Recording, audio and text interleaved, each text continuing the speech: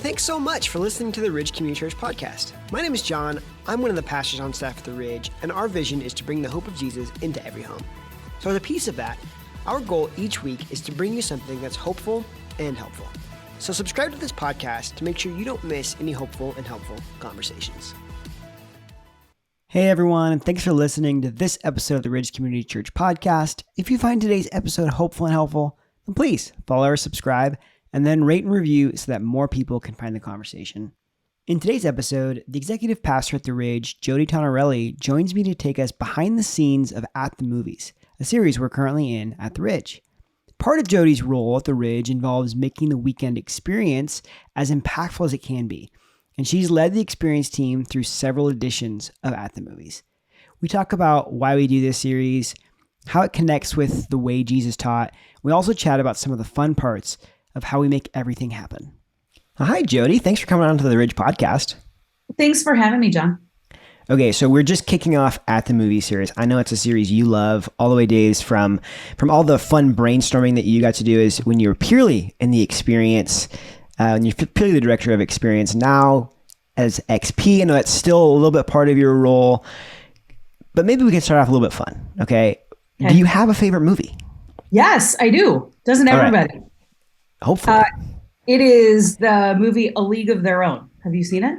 Yes. It's an great oldie movie. but a goodie. Now listen, you can't ask like a female leader who loves sports to pick anything else. That's my opinion. It's a comedy, and I tell my kids I have like a fifth grader boy sense of humor. So there's some crass humor in there that just gets me every time. And then it's like a good story arc too. So I like that one. Yeah. There's so many classic lines too, like no crying. Tom Hanks does a great job in that movie. He just kills it. No crying in baseball. Yeah. Love it. Yeah. Okay. How about in the vein of At the Movies, have you had a favorite movie that we've done for At the Movies? Okay. Favorite movie, like the movie itself and the content, or favorite location that we've filmed at, or what do you mean? Ooh.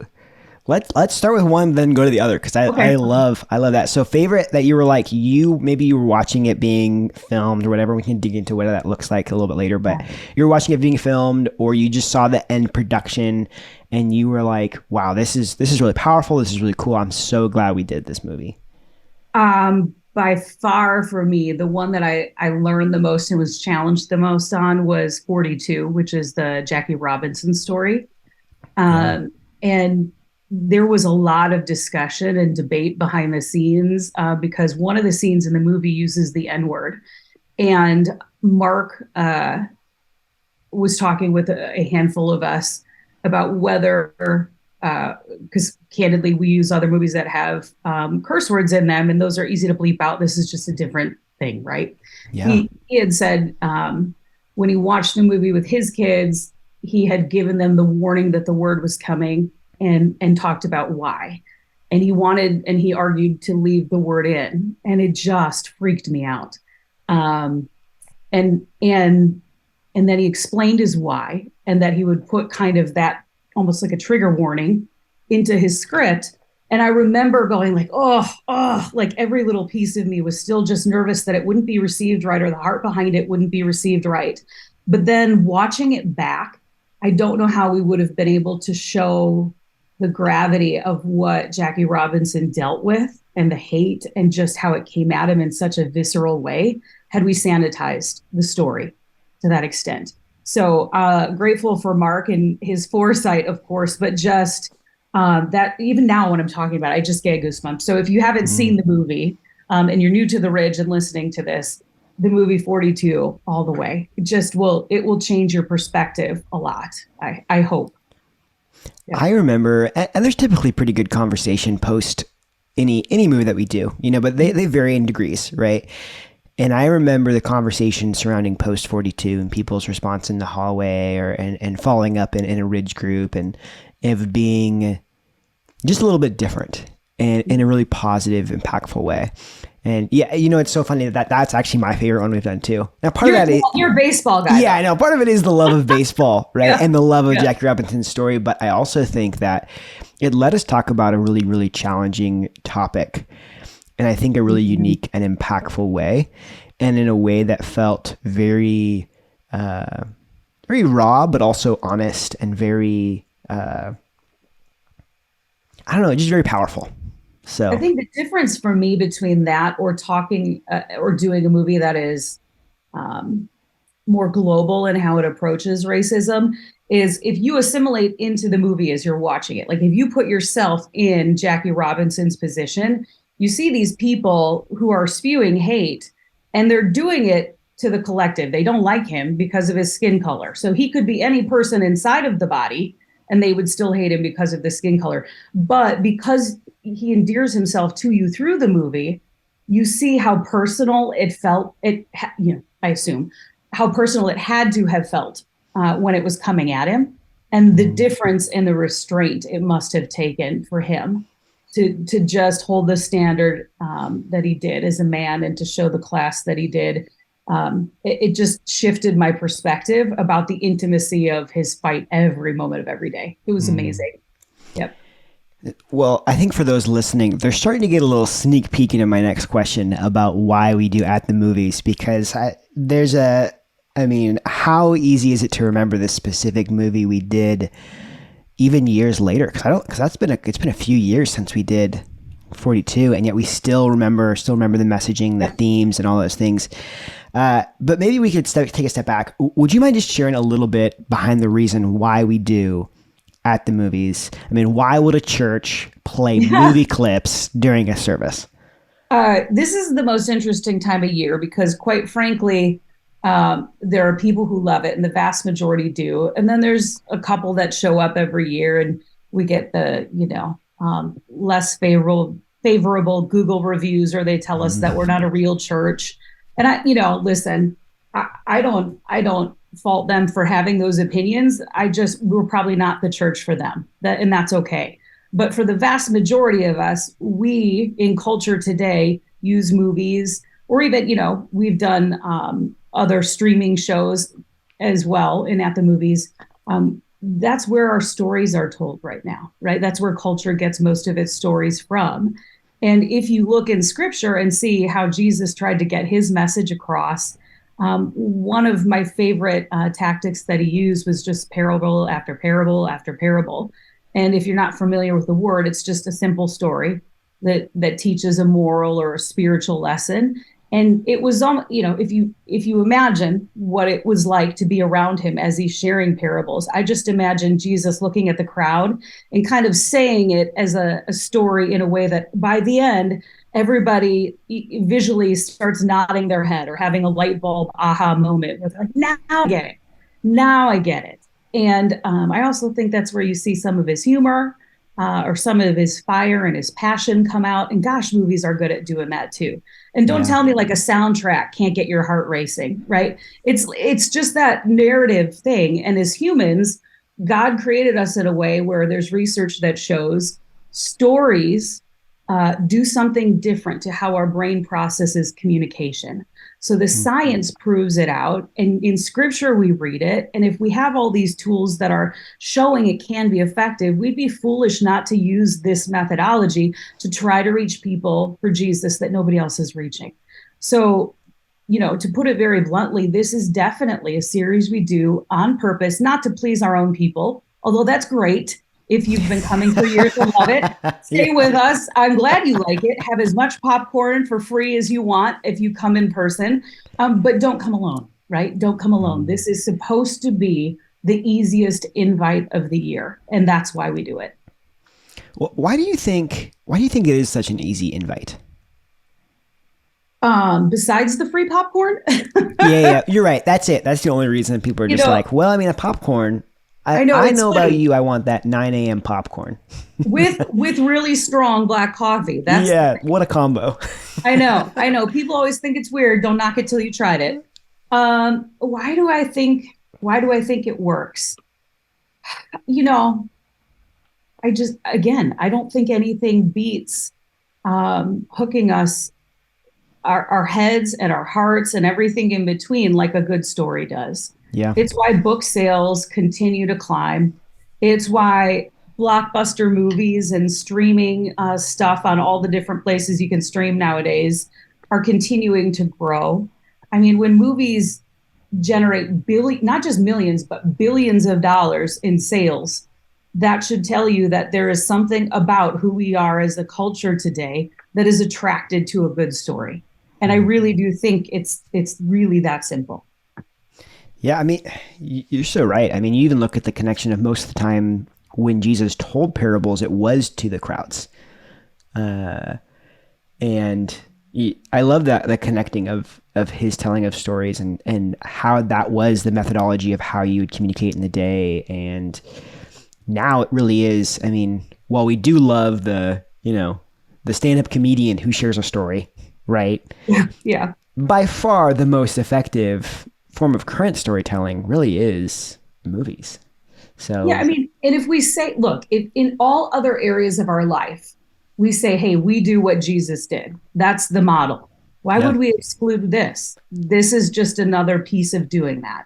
And it's maybe not sharing your personal story, but guess what? The stories that Jesus shared, most of them were not his. They were fictitious stories that he was making up on the spot, or examples from their culture, farming or whatever, that people would have been used to hearing, fishing, and being able to apply those to their life. For me, this is just a direct correlation. So you mentioned that it could be something where somebody who's been going to a church for a while, maybe they've been going for their whole life, is uncomfortable with this type of thing in a church service. Is there something that you would encourage them to think about as they're going through this? Maybe it's even what you've already said with the parables and Jesus' lesson, but is there something to say, hey, maybe think about it this way, or something of that nature? Gosh, well, that's a great question. I do think the first piece is to look at how Jesus taught and use that as a model, and to say not every message he gave was the same, and to pay attention to the crowd that was around him, whether it was his 12 or whether it was people who were already followers, or a crowd of thousands where maybe they'd just heard his name one time or heard about a miracle that he performed. And he would oftentimes tailor the message. And other writers in the New Testament do this too. They tailor the message to the audience before them. So if you are coming to church, and forgive me, but if the mindset is feed me, I need to have my needs met for the week, I would just push back a little bit and say, if you're coming every week expecting that, again, maybe we're not the church for you, because we see Jesus being about everybody else but him, and having the heart of a servant leader, and taking the posture of being the least of these, and teaching us to take the spot at the table that has the lowest position, not the highest regard. And so this series calls that out in an uncomfortable way for some people, and that's okay. I would say live in your discomfort and use that.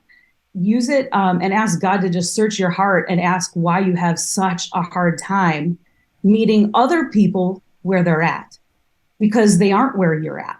And guess what? God is still working and stirring. And to build his kingdom, we got to go get those people somehow. So given the fact that they're not going to be at your spiritual level or speak the same language as you yet, maybe they haven't made a decision to follow Jesus, so they're not even playing by your rules yet, if you think of it that way. What are you willing to do as a part of our church to bring the hope of Jesus to every home, to every person?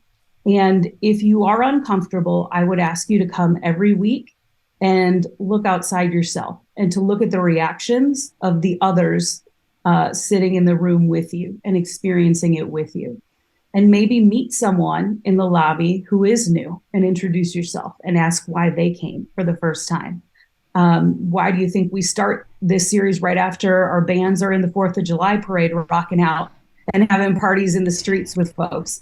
It's because we hope we get their attention, and we hope we tempt them into coming and seeing that church can be different, and there can be a place for them. And it isn't just for perfect people. It's for messy, broken people who have messy, broken stories that show up in movies, or can show up in the seat next to you in the row at any given service, any time of the year. Well, if you're looking for a takeaway as you're listening to this, that's completely outside of this whole topic of at the movies, what you just said, Jodi, about being willing to ask yourself why you're uncomfortable with something, and that is just a life growth opportunity for any situation, right? Where you're sitting there and you're like, I'm uncomfortable by this. And instead of being like, that makes me run or flee or whatever, being like, what is it about this thing that makes me uncomfortable?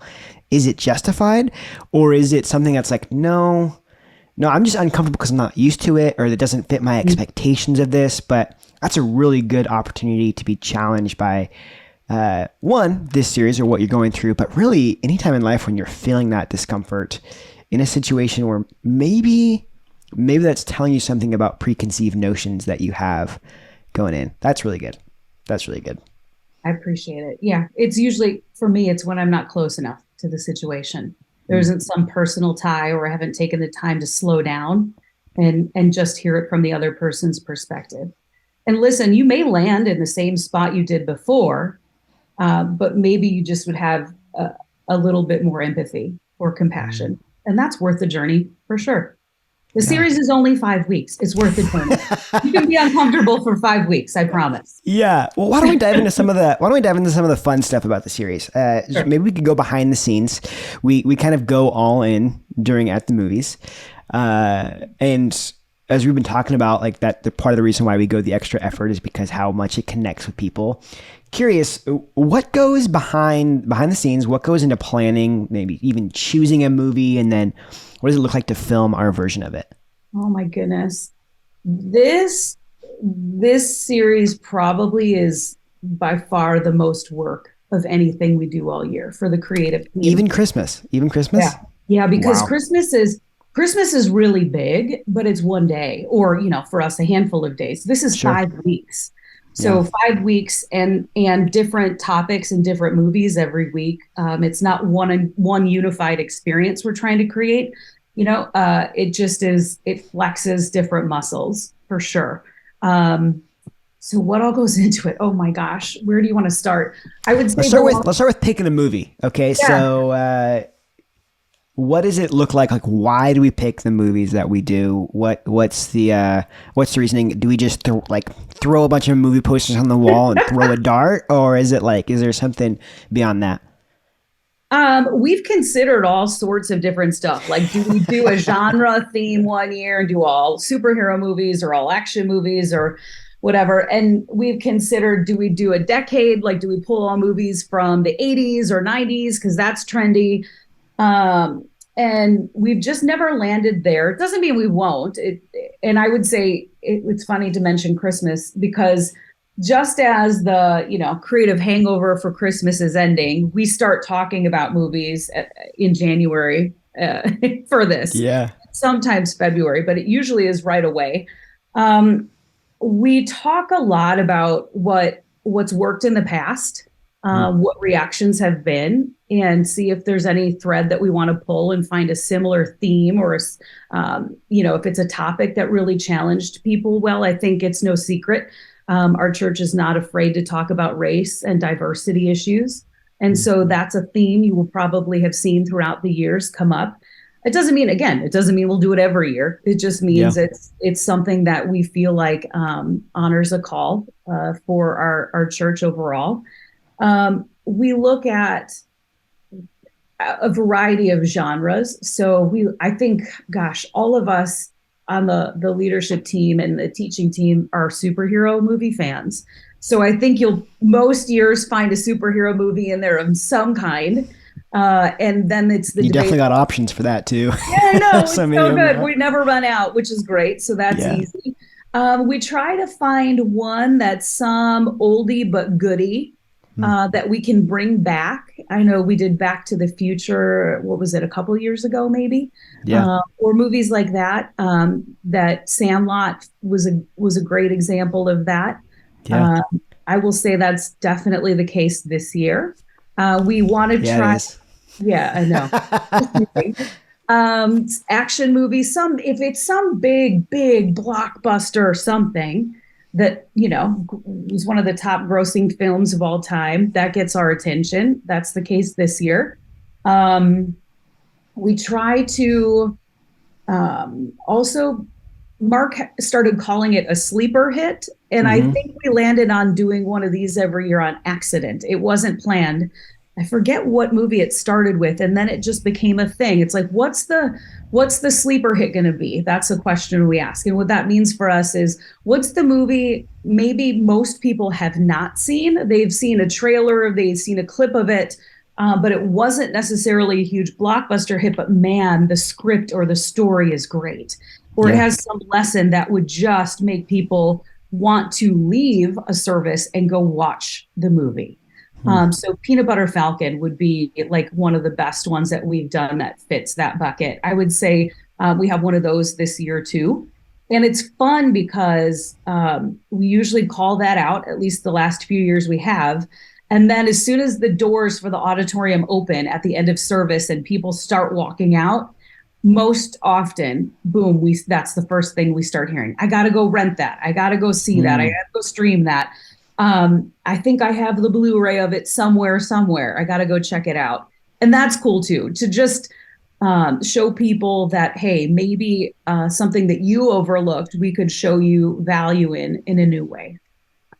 And then Yeah, I love. I mean, we love comedies too. yeah, the sleeper hits are always so good because they really, most of the time I've noticed that they let you talk about an issue that, or a topic, or like a theme that maybe other movies stray away from, or are more challenging to dive into. Like maybe it's like, oh, there's maybe this movie has 4 or 5 and number 5 is the weakest one. But in this sleeper hit, it's like the primary thing. And so you can actually dive into it and talk about it a little bit deeper. That is something I really appreciate about those, kind of the breadth of genres that we dive into. So most of the time we film the message of the teaching pastor talking on site somewhere. Do we pick those randomly? Like, how do we get permission to do those things? Like, what does that look like? This is one of the trickiest parts that can be pretty labor intensive. Is the research. I think one of the things, and not, we've said before, there are lots of churches around the country that do at the movies, and they do it a lot of different ways. Some will show the movie clip and have the teacher live on stage, or they'll put a teacher in a director's chair or on a green screen and kind of cut back and forth. For us, we have the word community in our name as a church, and it was just such a part of the fabric of what Mark wanted us to be when he planted the church years ago. And so for us as a creative team, we started to go, well, couldn't this, what if this were a great chance for us to showcase part of why our community is so cool. And I feel like in general, Southeast Wisconsin is such a homer area. We root for our home team. We are proud of where we're from. We wear it with a badge of honor. So let's go showcase some of the history. Some of it people know about, some don't.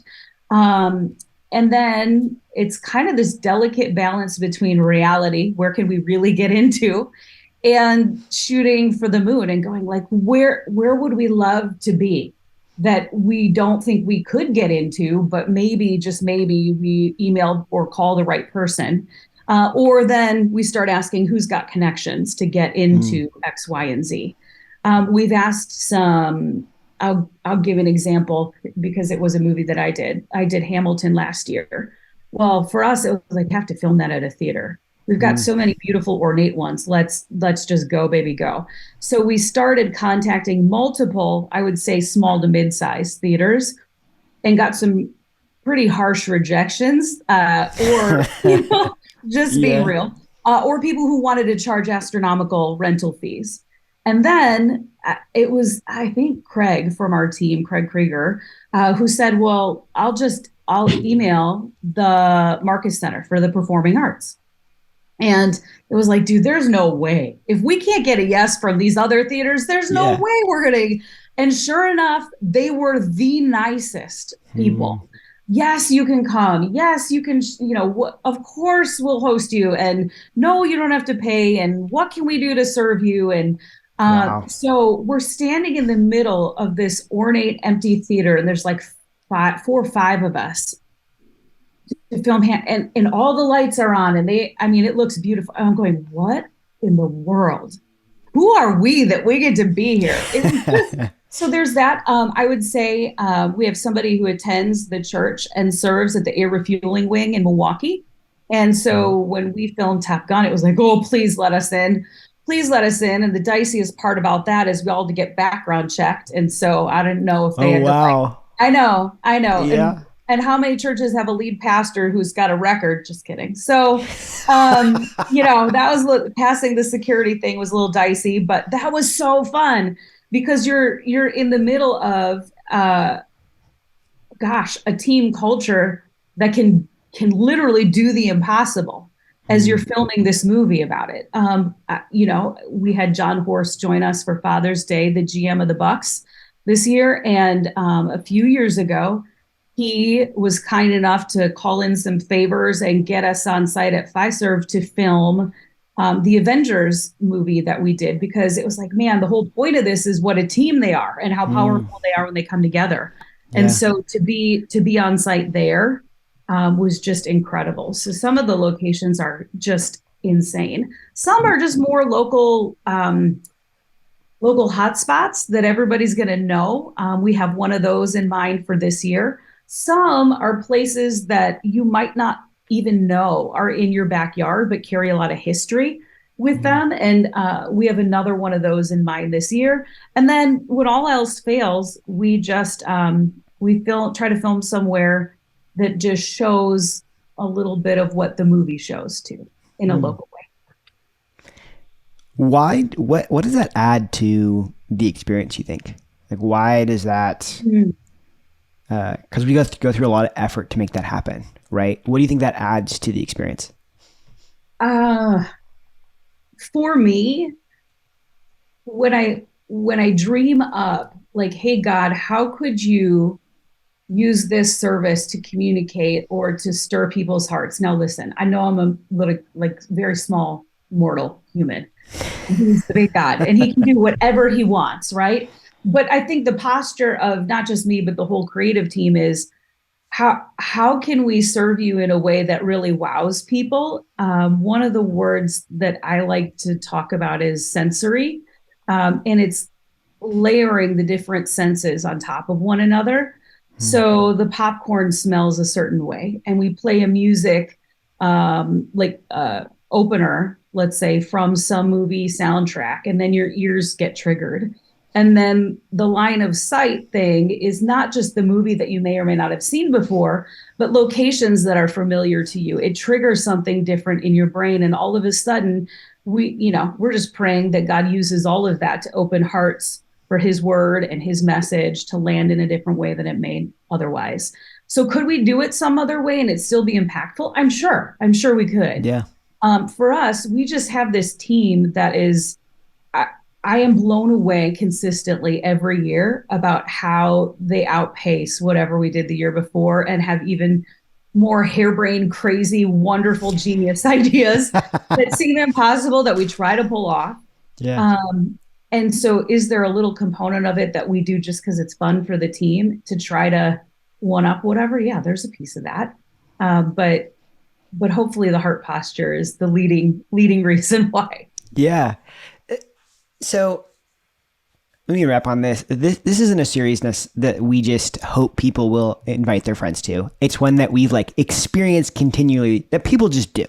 They just love to bring and invite their friends to this type of series, especially if they've been wanting to invite them to a church service, but they're I don't know how they'll feel. This is a pretty easy on-ramp.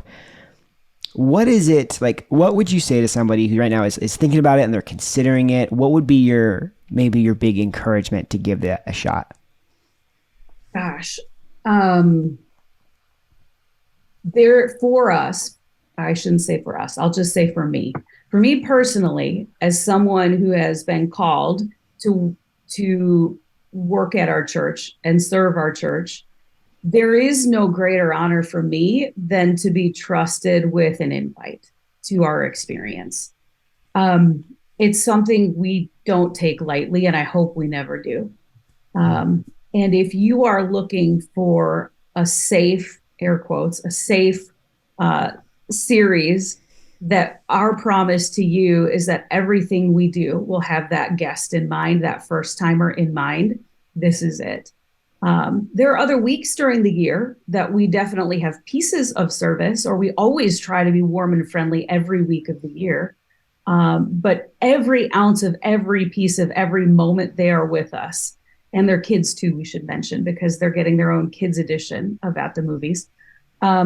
This series is put together with the heart of that new guest in mind, and to make it something that will, if nothing else, make them curious about who Jesus is and what it looks like to live with his hope in their life every day.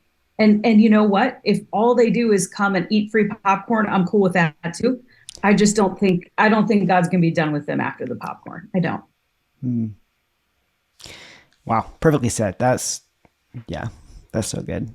Jodi, thank you so much for sharing some time with us, for chatting about At the Movies. It's a fun topic for sure, but thanks for spending some time doing that with us. You're welcome. Thanks for having me. Well, that was my conversation with Jodi, and I hope this conversation serves as an excellent reminder to use At the Movies as a series to invite a friend to come join you. If you can't come in person, check out streaming live at live.theridgecc.com.